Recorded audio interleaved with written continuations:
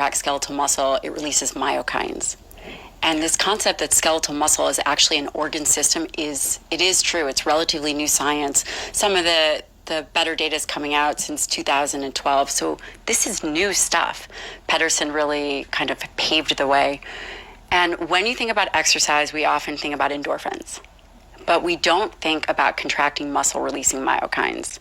And one of those myokines, and there's hundreds of different myokines.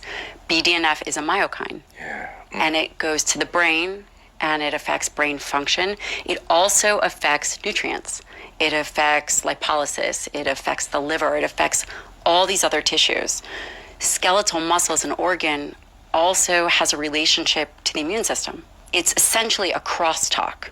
And if we care about Alzheimer's, which we do, and we care about cardiovascular disease, and we care about type 2 diabetes, and we care about insulin resistance, we have to understand that at the very core, we have to fix skeletal muscle first. With this said, there's something I want to just circle back to really quickly, because you mentioned this myokine activity through muscle activation and the potentiality here, the influence on the immune system and the anti-inflammatory capacity. And I want to tie this in with, there is a big issue on a lot of people's minds right now.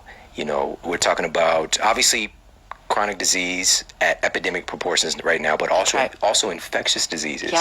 And the biggest risk factor outside of advanced age is obesity, reported by the CDC. Massive meta-analysis, 540,000 patients, and obesity is the number one risk factor. But what I'm hearing is it's not just about targeting fat. It's the wrong focus, actually. So let's talk about how muscle development is critical in solving this issue and in supporting our immune system. Absolutely. I love that you bring that up. And I want to just point out one thing in terms of how broken the system is. Okay.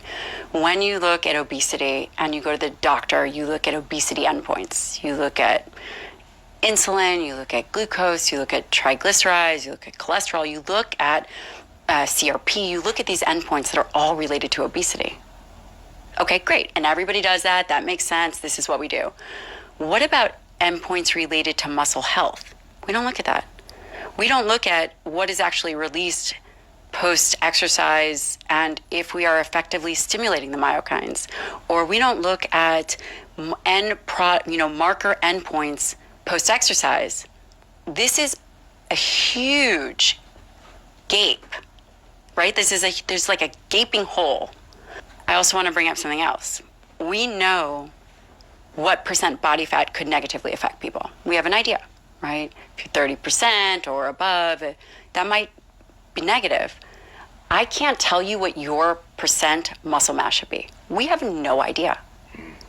This is how little data that we have for actually solution-oriented medicine. This blows my mind. Why are we not looking at skeletal muscle as a, marker endpoint for health and vitality? Even a DEXA looks at body fat, and then it extrapolates lean tissue. I mean, these are big holes. But that's all. But everybody, but there hasn't been, all lean tissue. We're looking at bone, blood, we're looking at everything. Right. But how is it that we've had blinders on?